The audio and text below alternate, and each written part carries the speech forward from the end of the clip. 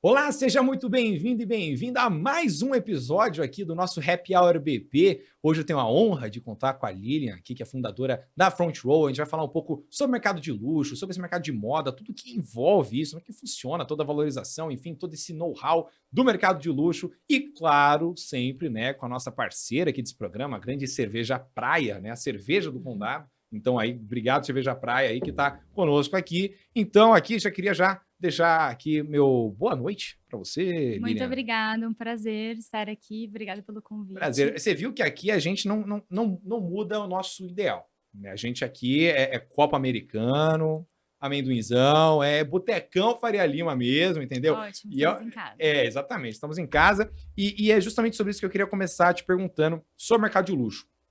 Tá É certo. mais importante a firula, entre aspas, a firula eu digo, né? É a firula, né? Algo muito explosivo ou autenticidade? No fim das contas, assim, o que você acha do mercado de luxo hoje, assim, principalmente de moda, essas coisas? Tá. Bom, meu negócio é uma plataforma para revenda de peças de luxo. Eu tenho muita peça nova e peça seminova. Uhum. E aí, no meu caso especificamente, sem dúvidas, é a autenticidade. A gente trabalha muito em dois pilares, autenticidade e curadoria. Mas, de fato, se a gente não tiver autenticidade, que é aí o primeiro fator, né, para o cliente Uhum. poder confiar, e meu negócio é baseado realmente em reputação, porque é a gente que audita as peças para poder revender, não adiantaria ter a melhor curadoria do mundo de peças que não fossem legítimas. Agora, Então, falando um pouco sobre o negócio de vocês, né? Como é que funciona a Front Row, né? O que vocês vendem no fim das contas? A galera de casa que não conhece vocês, o que ela claro, precisa tá saber sobre a ótimo. Front Row? Bom, nós vendemos online. Uhum. E também temos um showroom no Itaim, em São Paulo. Nós Uhum. trabalhamos principalmente com marcas de alto ticket, por exemplo, Hermès, Chanel. O carro-chefe são as bolsas femininas, mas a gente também trabalha com joias e relógios cada vez mais aumentando, é, sapatos, Uhum. outros acessórios Uhum. e produtos masculinos. No momento, nós temos esses segmentos. Entendi. E aí, lá dentro lá da plataforma, né, vocês têm essa lógica de luxo. Eu até tava brincando disso com minha namorada, que ela tava falando muito sobre Gucci, que a gente viu o filme da família Gucci Olha, ela vai lá. virar minha cliente já. Então, aí, ó, isso que eu ia perguntar. Como é que funciona para captar cliente nesse sentido? Porque quando a gente vê, por exemplo, lá, né, o filme da família Gucci, né, que eu adoro, inclusive, as frases da Lady Gaga eu uso até hoje para tudo. Né, aquela que ela fala, eu não sou ética, mas sou justa, maravilhosa, ela dá um Maravilhoso. apavoro na menina lá. É, como é que funciona para você conseguir se diferenciar, para conseguir puxar esse cliente? Né, porque o cliente, no caso, ele poderia, por exemplo, sei lá, ir no JK, Claro. aqui e lá comprar na loja Gucci. Então, como é que funciona para a Front Row o diferencial disso? Tá bom. Bom, hoje, cada vez mais, a gente está nichando, de fato, no alto ticket, no público AAA. Uhum. Então, nós temos o maior acervo de Hermès para revenda, entre peças novas e de segunda mão. Nós temos parceiros fora e também Uhum. captamos com os fornecedores aqui, interna, Uhum. né, no Brasil, Uhum. para poder ofertar esse tipo de produto para os clientes. Então, somos uma das maiores plataformas de revenda de peças novas e Uhum. seminovas e a maior em relação à Hermès. Então, hoje a gente tem peças de 350 mil, por exemplo, Uou! vendidas E nesse vende? patamar de E, bolsas. e vende na moral? 350 mil? Sim. Rapaz, mas que. Pô, pera aí, gente. Calma aí. Calma aí. Porque Então, assim, o que é bem acontece? específico. E Então. aí, voltando à sua pergunta, Aham. eu diria que, de fato, apesar da gente ter a presença online cada vez maior e trabalhar com muitas parcerias, a gente pode falar mais sobre as parcerias, tem Claro. algumas parcerias interessantes, até no ramo das finanças, Uhum. que nós trabalhamos esse ano, mas o nosso negócio está muito baseado em reputação e indicação um a um, porque é bem específico de fato, e esse é o nosso objetivo, E vai no low profile ali. é ficar, sim, Puxando um ao por outro evangelistas ali. da marca. Então, a gente tem Entendi. um contato muito próximo com os clientes, Entendi. e aí tem esses clientes, né, esse tier, que a gente tem um contato próximo, por isso até a importância de ter um espaço físico também para recebê-los, Para para vender poder receber experiência, as né? peças, vender toda a experiência. Essa Aham. semana nós fizemos um desfile com um stylist dentro da loja, Que dentro do legal. showroom. Então, esse tipo de iniciativas, Nossa senhora. e é bem, de fato, pela recomendação das pessoas. Não, me chama, inclusive, porque eu adoro me sentir chique nos lugares, Ótimo. apesar de ficar dando bebida no copo americano. Editor, que a gente também não abandona a nossa raiz, né, editor? Não tem jeito, não tem jeito. Se a gente pudesse colocar um grupinho de pagode aqui, a gente vai colocar, segunda temporada, a gente vai colocar um grupinho de Eu pagode. adoro pagode, aqui. sou de Santos. Você é de Santos? É high-low E aqui. você torce pro Santos Futebol Clube também, ou não? Ah, eu torço pro Brasil. Pro Brasil, entendi. Perfeito. Você vê como é que gente chique pensa diferente, né? Pensa diferente. Por quê? Porque se ela fala que é torcedor do Santos, o cara do Palmeiras pode ser que não compre, né? E aí? Entendeu? E se a tia Leila lá, tia Leila Pereira, que é bilionária, quiser comprar uma... Porque assim, pra mim, 350 mil é grana. Pra tia Leila, pô, é um café, né? É um café de bobeira, né? Ela, pô, não compra nenhum jogador por 350 mil, então pra ela é de boa comprar. Agora, vem cá. Nós temos peças de todos os valores, tá? Então isso que eu ia te nosso perguntar. ticket, nós temos 6 anos de empresa. No começo do negócio, o ticket girava em torno de R$ 3.000, né? O ticket médio. E hoje nós estamos em 18 mil. Tá. No último ano, a gente avançou aí quase 40%, 38,5% em relação ao ticket. Então, claro que essas peças de 350 são outliers, mas é para ver o potencial do mercado, porque muitas vezes, acho que especialmente o público masculino, quando se fala de bolsas... Nossa Senhora! Talvez relógios sejam mais familiares, Exatamente. Mas bolsas não imaginem o potencial do negócio. É isso que eu ia te perguntar, inclusive, né, sobre o público masculino. Porque o que acontece? Eu tenho muito amigo, ultimamente, que, cara, o cara, ele compra tênis, por exemplo, da Nike, ou relógio, assim, investe, ele acha que aquilo ali é um grande investimento para ele. Tipo, eu falo pro cara, por que você comprou 5 pares do mesmo tênis? Aí ele fala, não, porque eu vou guardar. Eu falo, cara, mas por quê, cara? Você vai vender o negócio? Aí você vai revender? Aí ele fala, não, tipo, eu posso revender. Eu falei, mas você já vendeu algum, tipo, fez essa grana? Aí o cara, não. Você efetivamente fez? Não, é só meu tesouro. Não, é meu tesouro, né? E relógio, a mesma parada. Você vê esse tipo, então, de crescimento no público masculino, querendo ir atrás de moda. A gente vê agora um monte de canal, inclusive, focado em estilo para homem. Os homens tendo, inclusive, cuidado muito mais da aparência, né? Você pega salão de beleza, os caras têm que fazer a unha também. É normal, porque eles sabem que é importante, senão vai infeccionar a mão. Péssimo, né? E homens têm a péssima qualidade. Alô, homem, por favor, hein? Cuide das suas unhas. Cuide de tudo, né? Não só da unha, pelo amor de Deus. Pô, marca o check-up, entendeu? Pelo amor de Deus, né? Impressionante isso. Mas agora, você acredita que tem tido aí um aumento, os homens estão querendo se cuidar mais também nesse sentido de moda, de look e tal? Com certeza, em relação a tudo. E se você for pensar assim, né, por essa linha, o Drake, você conhece o Drake? Claro, o rapper. Ele coleciona Birkin, por exemplo, que é um dos modelos da Hermès, que é a nossa marca carro-chefe, assim, de fato, a marca principal que a gente vende. Porque aí... é um ativo. Acho que nos últimos 5 anos, se você for ver, as bolsas, a Birkin, a Kelly, as bolsas mais tradicionais, os modelos mais tradicionais da Hermès, eles valorizaram mais do que o índice de Nasdaq e da Ibovespa. Então, quem tem essas peças, de fato, é um investimento. E a gente tem espalhado essa mensagem para o mundo, né, para canais relacionados à economia, faz muito sentido. As joias também, o ouro caiu de valor, mas algumas marcas, né, a Bulgara, Cartier, aumentaram o valor. Teve escassez de relógio. Então, a Rolex e Hermès são peças que, quando você consegue, de fato, uma peça na loja, elas valem mais, até de segunda mão, do que custam na loja por conta da falta de produto, né? De oferta. Rapaz, e aí agora, então, era outra pergunta, né? Porque a gente teve essa escassez de relógio, né? De Rolex. Eu lembro, inclusive, do Renoir Vieira, tá certo. Que compra um monte de relógio, inclusive, ele falando, não, porque eu não consigo achar mais meus relógios para comprar e tal. Esse mercado de luxo, principalmente agora, né, que a gente tem uma pandemia, a gente sabe que crises econômicas, geralmente o mercado de luxo ele sobe mais ainda. Sim. Né? Tem performado legal esse mercado nesses últimos anos? O mercado só cresceu. Porque houve uma demanda reprimida, de fato, as lojas tiveram que ficar fechadas, os shoppings, enfim, mundo afora. Sabe quando a Hermès reabriu em Xangai, foi explosão, foi recorde de vendas. Nossa. Em muitas décadas por conta disso, essa demanda reprimida da pandemia. E a gente vê que quem tem o poder aquisitivo para, de fato, investir em determinados artigos, não se importa tanto, tem uma elasticidade menor de demanda em relação ao valor. Então, a Louis Vuitton aumentou 30% os valores esse ano. A Chanel, um modelo clássico, desde o começo da pandemia até agora, subiu 52% o valor da bolsa. Então, se tornaram investimentos de fato, porque as pessoas seguem dispostas a consumir. E a oferta, por conta de ter ficado um tempo parado, né, os fornecedores e tudo mais, todas as fábricas fecharam, acabou diminuindo. E a demanda só cresce. Mas aí, o cara, Então, o cara ou a mulher que compra, ele quer se sentir especial, essa é a lógica? É a lógica de vender uma experiência? Porque isso é uma coisa que a gente até estava comentando em outro programa, sobre a lógica Starbucks de se vender café, tá certo. né? A pessoa não compra um café, ela não paga R$16 no café do Starbucks, que aquilo deve ter um custo de produção, sei lá, de R$4, porque ela gosta muito de café.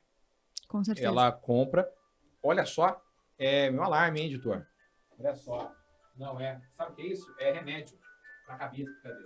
Não, mas a gente volta aqui. Posso fazer o... Fala, tá. O que eu tava falando, pai? Olha o programa de fazer um programa de cerveja. Do Starbucks, Cadê? do Starbucks. Tá, 3-1. Então, mas aí falando um pouco sobre essa lógica, né? O cara, ele quer sentir... o cara, a mulher, enfim, compra. Ele quer sentir especial, porque a gente estava até falando esses dias, né, em outro programa, sobre o mercado, o mercado Starbucks de vender café.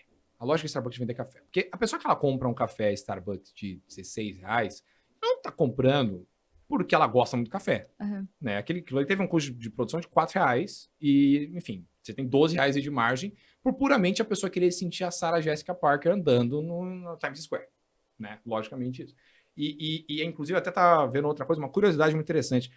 O Starbucks, ele tem uma estratégia de marketing, estava lendo sobre isso ontem, que ele erra o nome das pessoas de propósito lá nos Estados Unidos. Pra criar uma intimidade, assim? Pra criar uma simpatia? Não, porque todo mundo, quando erra, olha como é que os caras pensam em tudo. Quando ele erra o nome, sei lá, seu nome é Lilian, aí vai escreve Vivian, vamos supor. Você errou grandão, ou Liliane. Você vai pegar seu celular, vai tirar uma foto e vai fazer um tweet sobre aquilo.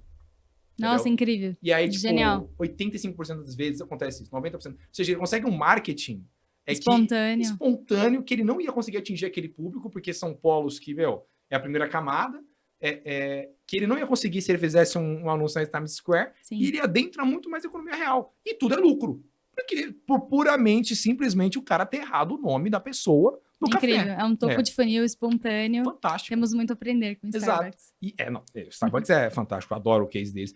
Então, o cara que ele compra isso, né? A mulher que compra isso, é mais pela experiência ou...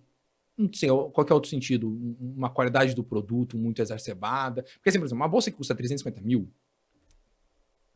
Né? Temos outras bolsas, tá? Não, isso para enfatizar que tem bolsa realmente de valor de carro e tudo mais. Claro. Assim como tem relógios também, de muito mais, e também de um valor inferior. A bolsa de 350 mil me pega demais. Porque, cara, isso é quase R$500 mil uma bolsa.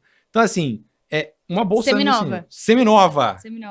Vale lembrar, imagina se fosse nova, pelo amor de Deus. Mas, assim, uma bolsa seminova de R$350 mil, ela... Qual que é a lógica da fórmula dela? Essa bolsa é um couro exótico, por exemplo, que a loja nem produz mais hoje. Raridade. Então, tem muitas peças, a gente tem peças de acervo que vieram leiloadas da Christie's, por exemplo, de fora. As peças são extremamente únicas. E a pessoa, claro, vai comprar ali pelo status. É muito além do que a experiência do momento, porque no café, você vai tomar um café, sair do Starbucks e a experiência acabou. Ali, de fato, é uma peça, um bem durável, que vai apreciar, tá, ao longo do tempo. Então, é um investimento. E você tem um conforto de saber disso para poder, né, de fato, se deixar levar pela experiência, que não deixa de ser verdade, porque de fato é. E claro, você vai poder usufruir aí por muitos anos, são bens de extrema qualidade, tem peças que demoram mais de 60 dias para ficar prontas, por exemplo, um trabalho 100% manual, mas vai muito além disso, é um símbolo de status que traz autoconfiança, que tem todo uma questão de pertencimento da sua classe social, do seu grupo de interesse, dos pares, enfim. Não, isso é tem muito tudo maluco. Isso envolvido. Isso é muito maluco. A gente começou falando sobre a família Gucci, né? Sobre o filme da família Gucci. Eu queria voltar um pouco nele. Porque eu vi o filme da família Gucci, eu fiquei com vontade de comprar todos os ternos. Absolutamente todos. Que filme lindo. Lindo. A fotografia é maravilhosa também. Não, tudo muito bonito. Tá muito bonito. Assim, você olha e você fala, cara, não é possível que eu viva no mesmo planeta que esses caras. Não é possível, assim, cara. Porque é realmente muito bonito e a venda dessa experiência, ela é muito forte. Então, hoje, no mercado, né? E aí, puxando um pouco para a parceria que você citou de investimento, queria entender como é que você consegue fazer um valuation, né, de com Tá uma certo. parceria de investimento focado nessa lógica de vender experiência, né? Qual que é o cálculo, no fim das contas, disso? Você faz por ticket médio, você faz por margem, você faz por... Essa parceria, como é que ela funciona? Tá, bom, em relação à parceria de investimentos que eu comentei. Uhum. Uma das nossas principais parcerias desse ano, nós fizemos com a XP, nós vestimos influenciadoras, que são pessoas, né, analistas da própria empresa, para o evento da XP Expert, que é a maior feira de finanças, né, do mundo. Que o BP Money, inclusive, estava cobrindo lá, hein? Um abraço a Então, todo mundo que fez a cobertura do BP Money. Fantástica a cobertura. Pode continuar, por favor. e tem fundos, né, de fato, ações de mercado que cobrem grandes marcas aí, grandes conglomerados de luxo, por exemplo, a LVMH, que tem capital aberto na bolsa. Sim. E a gente vê que estes grupos estão performando muito bem. Então, nós auxiliamos, porque como o nosso universo conversa muito com esse tipo de relatório, nós chegamos a apresentar, né, uma das parceiras das embaixadoras apresentou o relatório dentro da Front Row, neste sentido, a parceria. Porque, de fato, a gente está vendendo ali peças que, além de desejo, além de sonho, também são investimentos. E a gente vê isso na economia real, no nosso caso, no micro, mas eles enxergam isso, de fato, nos relatórios relacionados ao setor mundial na XP. Então, por conta disso, a parceria. Agora, vem cá, você citou algo muito interessante, né? Falando um pouco sobre economia real, sobre a lógica do brechó do mercado de luxo. Tá certo? E você tinha até falado que tem algumas peças, que assim, para mim é um mundo completamente novo esse daqui. Perfeito. Mas meu negócio é criptomoeda, entendeu? Eu faço dinheiro com um negócio que nem existe, entendeu? Mas, quer dizer, eu não faço dinheiro. Quem faz dinheiro são os grandes donos, proprietários de criptomoeda. Eu só defendo eles. Você vê como é que são as coisas.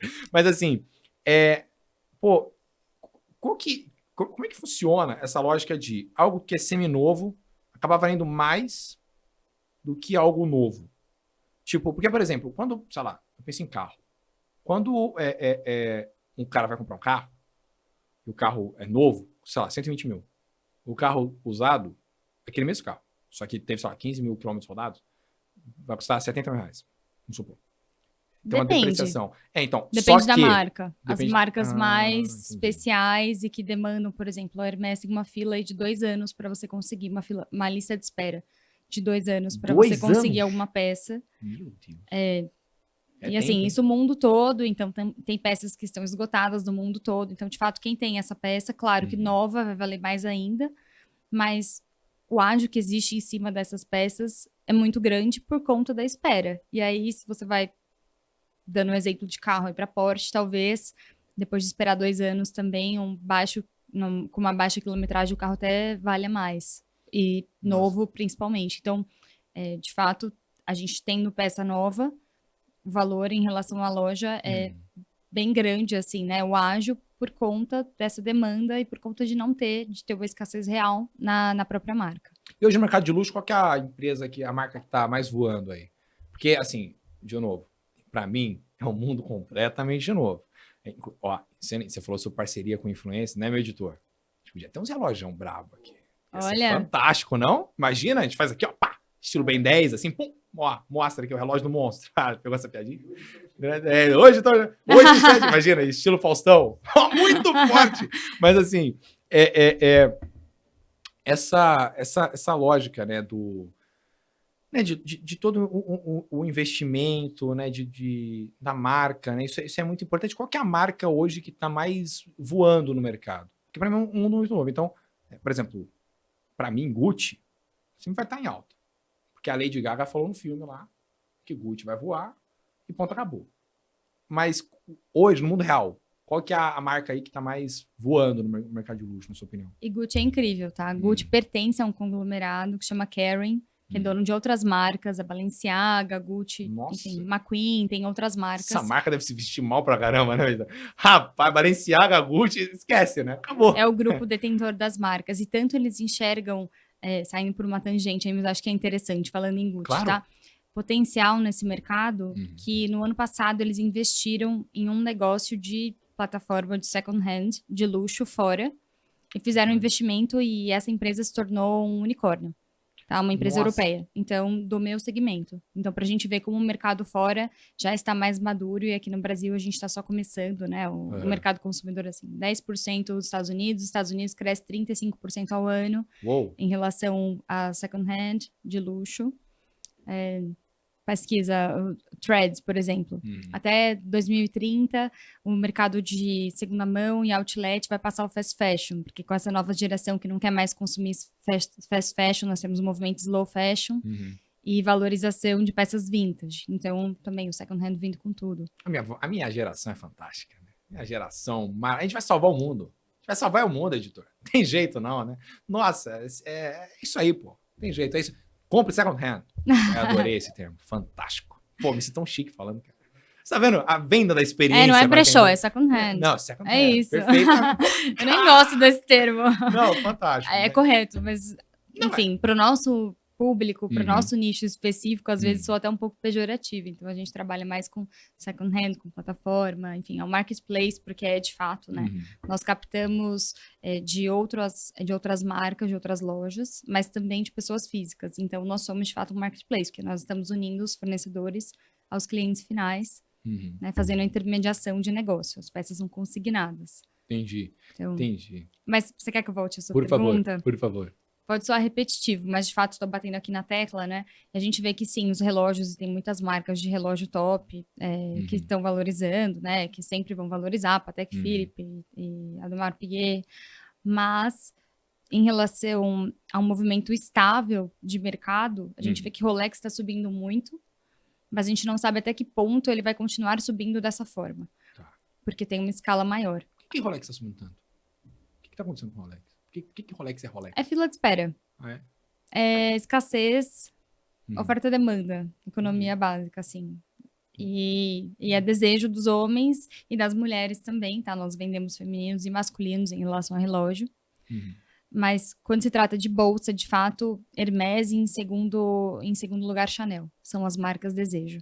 E aí tem a gente vê esse acréscimo, né, esse aumento dos valores e vê a escassez também. Então, na Hermès, por exemplo, você pode comprar apenas 2 bolsas por CPF, né? Enfim, a depender do país, claro, por ano, no nome de uma determinada pessoa.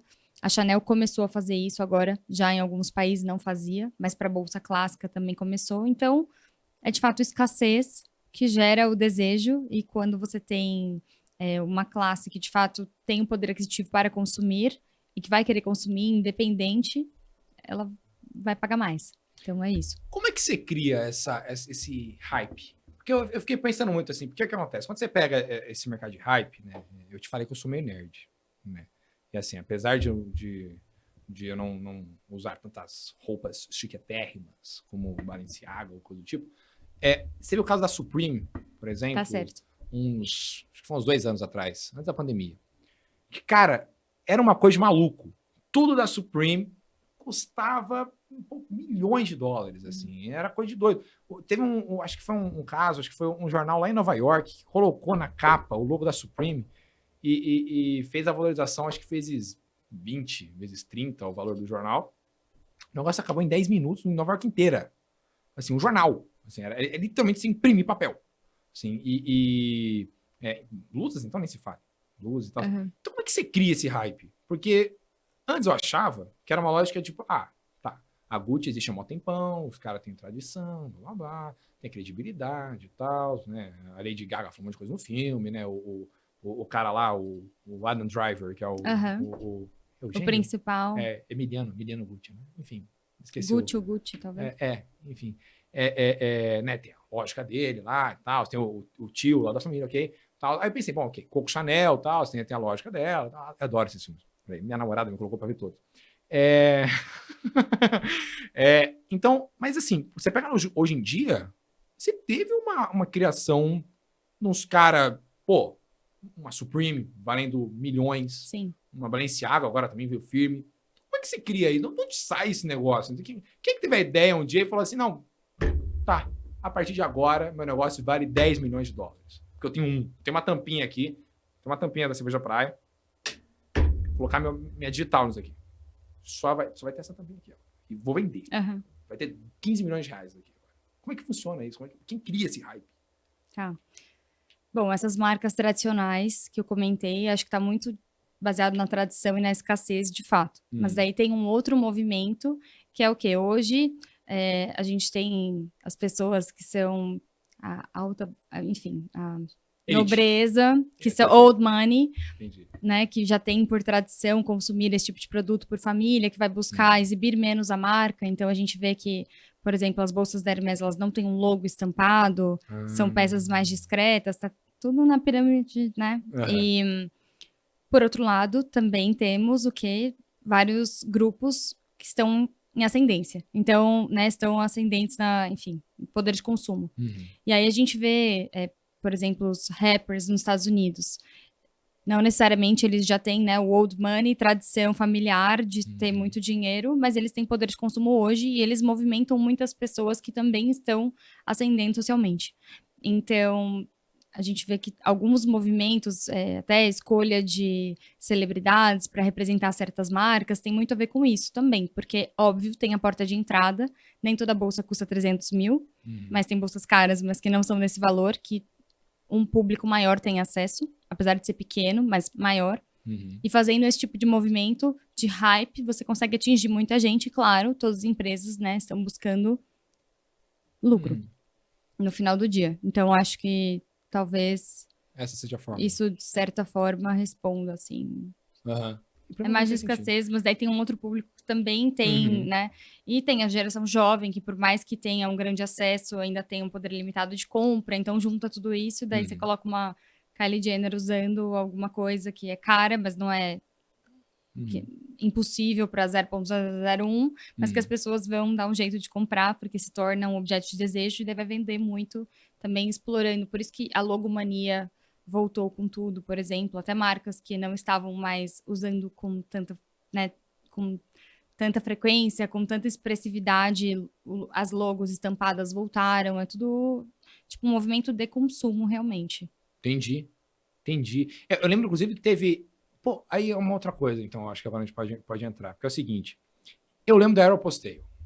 Aeroposteio, todo mundo usava Aeroposteio. Cima pra baixo, você lembra, editor? Todo mundo usava. As camisetas da Aeroposteio aqui, ó, fora era costurado. Você lembra? Abercrombie. Abercrombie, Aeroposteio era a fama do ar, né? Aí teve a Forever 21 também, que veio ali com uma coisinha ou outra, mas Aeroposteio e Abercrombie era fora, assim, todo mundo usando. O negócio faliu, né? Essa intangibilidade do hype, ela pode também gerar falência de marcas que tentam ser mais, entre muitas aspas, povão? Tipo, por exemplo, vamos supor, Renner e C&A, que tem uma lógica mais de varejo amplo, Tá certo. você raramente vai ver uma camiseta com o logo Renner. Porque a lógica dela é ser algo básico. Com certeza. Certo? Vendeu ali. Porque a logo não agregaria valor. Sim. Você acha que isso, ao mesmo tempo que pode ser assim, uma bolada na mão, assim, pô, uma Gucci, uma Chanel, enfim, uma Balenciaga, pode também ser um tiro no pé? Tipo Abercrombie? Porque a Abercrombie, ela começou a colocar isso aí, pum. Aeroposteio, pum. Porque aí as pessoas, meio do nada, se todo mundo tem, o hype não é criado? Nessa lógica? Tipo, é uma grande reflexão que eu tô fazendo aqui. Não é nada muito pautado, Sim, eu não tenho aqui um universitário. Faz sentido, poderia ser, mas como a moda é cíclica, e de fato, essas maisons que a gente está comentando, todas elas têm coleções, e as coleções estão aí pelo menos 2 vezes por ano sendo exibidas, e tem até mais coleções, estilo Cruise, por exemplo. Então, acho que é muito fácil de você reverter quando passa do ponto. Entendi. Em relação ao logo. Entendi. E a gente vê algumas marcas, por exemplo, Bottega Veneta, marcas, deixa eu ver, Ferragamo, Celine, que talvez em determinado momento não tivessem tantas peças com a logo sendo exibidas, até para trazer um movimento de frescor, de juventude, começam a colocar a logo, porque se tornou hype entre pessoas mais jovens, e aí isso, enfim, a partir do momento que tem uma pessoa referência, celebridade, influenciadora, usando, falando que é legal, esse público vai ser trazido, né, o público que pode consumir. Mas, claro, quando passa do ponto, a marca simplesmente se reinventa. Então, a gente vê marcas que tinham uma estética mais clássica, talvez até usando a logo, usando collabs, a gente vê collabs entre 2 marcas, né? Sim. Então, tá muito em alta. Teve da Louis Vuitton, não teve? Esses dias Louis Vuitton e Jordan. Acho que foi Louis Vuitton e Jordan. Já teve Louis Vuitton, Supreme já fez também com outras marcas, Sim. Gucci com Balenciaga, enfim. Sim. Tem várias marcas, porque isso tá em alta agora, isso é cool no momento. Mas a partir do momento que deixa de ser, é muito fácil de ser revertido, entende? Entendi. Mas como é que... Por conta das coleções. Pô, isso é muita doideira. Porque, cara, pra mim, tô te falando, pra mim, isso, na minha cabeça é fantástico, porque é o seguinte, quando a gente pega, por exemplo, NFT em cripto, Certo. cara, a lógica de valorização do NFT era uma doideira. Assim, inclusive, eu já falei para as pessoas assim, cara, eu não compraria NFT, mas eu entendo quem compra. Né? Porque eu acho o NFT muito mais legal por conta de você poder tokenizar qualquer coisa e poder acabar com vários processos burocráticos, do que de fato você ter ali o pertencimento do negócio. Mas aí, quando você pega e junta esses hypes e tal, quando é que você sabe que algo deu errado? Tipo, por exemplo, sei lá, você tá lá na sua loja, lá, na Font Row. Tá certo. Quando é que você sabe que uma peça não tem que estar mais ali? Tipo, né, você teve a criação do hype, as pessoas compraram durante uma época. Sim. Depois pararam de comprar. Mas, em teoria, na lei da oferta e da procura, conforme o tempo vai passando, essa peça vai valendo mais, porque você vai ter menos pessoas com aquilo ali, porque as pessoas morrem. Mas depende se as pessoas de fato querem comprar ou não. Então, Não é só uma questão disso. de ter o ativo, é Entendi. ter a demanda pelo ativo. Entendi. Mas se tratando de NFTs, tem marcas de luxo fazendo dinheiro com este mercado também, tá? Então, para ver como as marcas estão, como esses conglomerados internacionais estão de olho em tudo. Então, já tem, de fato, peças sendo leiloadas, e daí em NFT. Uhum. Agora, vem cá, sobre Paga com NFT, a roupinha do avatar que tá Aham. usando, o Gucci, enfim, tem. E isso você acha que é um desenvolvimento bom para o mercado de luxo? Do NFT? Tipo, ou é só um lucro pelo lucro? Eu nem sei se é um lucro. Eu acho que é a experiência e a forma do Starbucks de fazer buzz Uhum. sem investir tanto dinheiro errando o nome no copinho. Entendi. Mas é Caraca. uma diversificação também, claro, tem outros fatores aí, né? Esse episódio tá uma doideira. Tá uma doideira. Então- Eu adoro esse tipo de Então, situação. Não, porque assim, vamos cara, a trazer. gente tá entrando numa lógica que pra mim é um mundo muito legal de se falar. Tenho muitas amigas, inclusive, que estudam ou estudaram moda. Tá certo. Entendem tudo sobre isso. Aesthetic, né? De tudo. Né? Falaram, tipo, que o filme da família Gucci, ele é daquele jeito, exatamente daquele jeito, pra você pensar exatamente em comprar uma Gucci. E aí eu falo, caraca, que doideira, pô. Tipo, o filtro da fotografia ser exatamente daquele jeito. E é tudo extremamente pensado, isso é uma parada de psicologia também, fora nisso, que é uma doideira. Voltando um pouco aqui pro mundo Tá certo. Brasil, nossa. Como é que tá o mercado de luxo hoje no Brasil? Tá fácil de conseguir crescer? Não tá? Né, a gente sabe que tem aí, todo ano, cresce o número de milionários no Brasil. Então, a gente tem, acho que foram mais 1.500 milionários esse ano, na última lista. Você tem bilionários também que estão sendo criados. Então, tá mais fácil de crescer hoje no Brasil porque ainda é um oceano azul? Ou também você tem muita marca que se mete no meio e aí fica complicado de lidar nesse mercado? Tá. Bom, eu posso te falar sobre a minha empresa. Manda bala. Tá? A gente cresceu aí 78% de faturamento desse ano em relação ao ano passado. Uou! A gente tem crescendo, obrigada. A gente tem crescendo, vem crescendo, né? Todos os anos, de ano a ano, nós temos 6 anos de fato. Como eu te falei, meu ticket cresceu 38,5%. A gente conseguiu passar aí do patamar do começo do negócio de 3 mil para 18 mil hoje, como ticket médio. Eu acho que o e-commerce, a média do e-commerce são R$200, R$250. Então, você vê quantas vendas são feitas, né? Em uma venda. Claro que isso é o ticket médio, não é mediana. Em relação à capacidade de compra das pessoas, para esse público específico, se mantém e até aumenta aí com startups, mais gente fazendo dinheiro, o dinheiro sendo, né? Se concentra em poucas mãos e essas pessoas consomem muito. Então, para mim, é muito mais um jogo qualitativo do que quantitativo em si. Porque você não precisa ter infinitas vendas do porte que eu te falei para ser bem sucedido. E eu acho que o mercado de luxo percebe isso.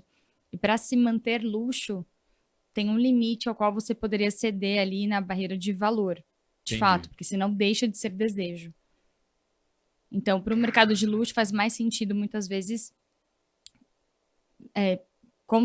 seguidas vezes aumentar o valor, como eu te falei, né? Que a Gucci, a Louis Vuitton aumentou 30% esse ano, a Chanel teve vários aumentos, até a gente vê as joalherias versus o ouro, o valor nas joalherias, tem joalherias que aumentaram 10%, então é mais uma estratégia de aumentar e manter o prestígio, e manter esse sonho hype, de ser né? atingido do que propriamente expandir para a massa. Então, eu, sinceramente, vendo assim, no meu caso, e vendo o luxo como um todo das marcas, tá muito mais atrelado a manter o status e conseguir aumentar o número de final do que propriamente aumentar muito as vendas. Agora, pensando ainda, né, sobre essa lógica... A Hermès recompra peças que estão no mercado, porque ela não quer que tenha um mercado de segunda mão forte, que popularize. Se você é um cliente, você revende peças, aí você entra para a blacklist da marca, e daí você não pode comprar na loja, porque, claro,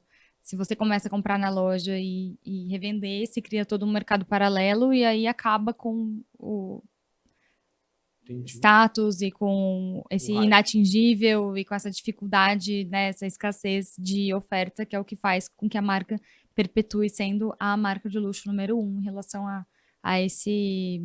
né, essa categoria de peças. Agora, isso é uma discussão importante, porque, por exemplo, voltando ao filme da família Gucci, se você não assistiu, é um belo filme, gente, assista. Tem uma hora lá que você tem uma discussão da Lady Gaga com o tio da família, que se não me engano, acho que é o De Niro. De Niro ou Al Pacino? Acho que é o Al Pacino que faz. Fantástico. O Al Pacino, ele defende a Bolsa Pirata. Ele mesmo. A falsificação. Isso, a falsificação. O mercado de falsificação. Porque a moça que trabalhava na casa da Lady Gaga tinha uma bolsa que ela falou que era igual da Lady Gaga. Lady Gaga pergunta, quem é que deu essa bolsa? Ela falou, meu marido comprou. Comprou aonde? Aí vai lá, tá no subúrbio de Nova York lá. E aí ela briga e tal, e fala, e o Al Pacino fala, não, tem que deixar mesmo, porque aí vai espalhar a marca, é como se fosse uma awareness e tal, né? A awareness, pra quem não sabe, é você espalhar o teu logo de qualquer maneira possível para as pessoas saberem o teu logo. O conhecimento da marca entre o público. Isso, exatamente. Então, a lógica pirata, ela é boa ou é ruim para esse mercado, na sua opinião? Com certeza é um vilão. Um vilão? Com certeza absoluta. Por quê? É porque hoje, eu acho que talvez naquela época, na fundação da Gucci, ela ainda não tivesse o awareness que ela tem hoje. Então, e mesmo assim, não era uma estratégia bem sucedida e não foi defendida pelos outros familiares, tá? Foi uma piração, enfim, de um membro da família, que era uma das pessoas ali, que foi, inclusive, depois excluído da marca. Então, a falsificação nunca vai ser boa. O filho dele vendeu, né? Não era isso? A história lá, o filho dele aceitou o contrato, os dois tomaram uma pernada lá do Foi Gucci. isso. Do Gucci. Mas aí, continua, por favor, a lógica, então... Não, falsificação é vilão, a gente sabe que tem muitas coisas envolvidas, como o tráfico, né? E o dinheiro que tá ali na falsificação tá girando em outros, enfim, em outros setores aí que também são ilegais. Mas, além disso, como eu te falei, a estratégia das marcas não é popularização, porque isso tira todo o status que tá ali, né, que é a base, que é o core para a marca se perpetuar como sendo de luxo. Então, nunca falsificação, sabe, não só economicamente, mas pensando em estratégia de negócio, jamais faria sentido. E, claro, tem muitos outros pormenores que até pioram, tá, em relação a ser economicamente ou não viável, né, a gente sabe que o dinheiro... de modo algum seria legal e incentivado pelas marcas. Agora, em relação a esse tipo de situação, né, enfim, da lógica pirata ser ruim e tal, quando você tem uma empresa, por exemplo, que está em crise nesse setor, o que ela faz? Porque agora me coloquei, por exemplo, sei lá, eu sou dono da Gucci. Sou lá, uso ternos maravilhosos e tal, viajo lá para a Suíça quando a Polícia Federal bate na minha porta, enfim, tipo de coisa. Eu tô dando muito spoiler do filme Gucci, desculpa, gente. Um beijo a todos. Você é um aficionado. Nossa, eu sou muito aficionado. Não, adorei aquele filme. Mas aí o que acontece? Se quando eu aumento o nível de produção, eu mato a minha marca, quando eu tô em crise, o que eu faço? Porque, por exemplo, sei lá, quando a Magazine Luiza está em crise, ela vai comprar mais empresas para distribuir mais os produtos dela e vender mais. Quando a C&A está em crise, ela vai aumentar a lógica da sede dela e tentar aumentar o ticket médio. Agora, no mercado de luxo, ele não fica meio sem movimentação? Porque ele precisa da escassez para manter o desejo. Tá. Só que ele tá em crise. Então as pessoas não estão comprando o negócio dele. Mas o mercado de luxo não tá em crise. Não, tipo assim, na situação que eu tô dizendo. Tipo Se assim, estivesse, eu acho que a saída é, não seria simplesmente popularizar por popularizar, mas criar um hype, como até a gente estava comentando, sobre, por exemplo, ver onde o dinheiro está em outras mãos e talvez criar tendências que conversem com este mercado para conseguir atingir esse mercado sem perder o status, entendi. tá? Entendi. Então, Cara, que doideira. É porque assim, pô, pra mim é meio contra-intuitivo nessa lógica, porque qualquer coisa, né, quando tipo, você tá numa empresa, uma crise e tal, ela vai tentar produzir mais e tal, mas o mercado de luxo ele tem um outro know-how, né, uma outra lógica de funcionamento, né, ele vai não tentar... é uma lógica de produção em escala, pelo É, contrário, até por é. isso é luxo, então... Ele é de escassez. Agora, vem cá, pra gente continuar sobre essa lógica, lá fora, ainda está muito à frente aqui do Brasil em relação ao mercado de luxo, quando a gente vai, por exemplo, sei lá, Estados Unidos. Os Estados Unidos continua sendo muito mais luxuoso que, por exemplo, o Brasil, nessa lógica do mercado, na sua visão? Não é mais luxuoso, mas de fato tem um público maior por conta de ter um poder aquisitivo maior. Então, por exemplo, o mercado de luxo do Brasil aí talvez em segunda mão seja 10% apenas do mercado dos Estados Unidos. Daí quando a gente vê o crescimento dos Estados Unidos e conforme vai amadurecendo de fato a compreensão das pessoas sobre o second hand, isso tende a aumentar, porque as pessoas veem que além de ser sustentável, né, consumo consciente, economia compartilhada, tem tudo a ver com não apenas o consumo e o luxo, mas com toda uma lógica de sociedade que a gente tem mundial.